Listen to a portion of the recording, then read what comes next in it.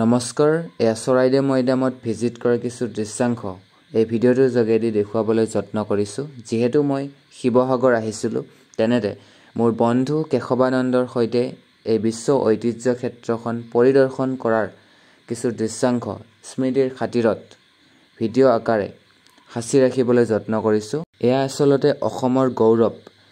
UNESCO world heritage চাইটৰ তালিকাত নাম সংশ্লিষ্ট হোৱা বিশ্ব ঐতিহ্য ক্ষেত্ৰৰূপে স্বীকৃতি লাভ কৰা এয়া অসমৰ প্ৰথম কালচাৰেল চাইট চৰাইদেউ মৈদাম। আৰু এই মৈদামবোৰৰ বিশেষত্ব এয়াই ৬০০ বছৰকাল ৰাজত্ব কৰা সৰ্ববৃহৎ আহোম সাম্ৰাজ্যৰ ৰজা মহাৰজাসকলৰ সমাধিস্থল, যাৰ তাৎপৰ্য আমি এতিয়াও এই মৈদামবোৰৰ পৰা অনুধাৱন কৰিবলৈ সক্ষম হওঁ।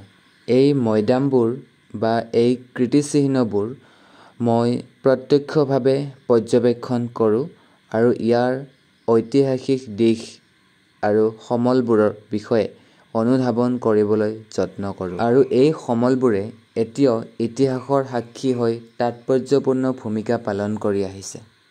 শেষত সকলোলৈকে এই চৰাইদেউ মৈদাম ভিজিট কৰিবলৈ আহ্বান জনাই মোৰ এই চমু পৰিদৰ্শন ইমানতে সমাপ্ত কৰিছোঁ। ধন্যবাদ।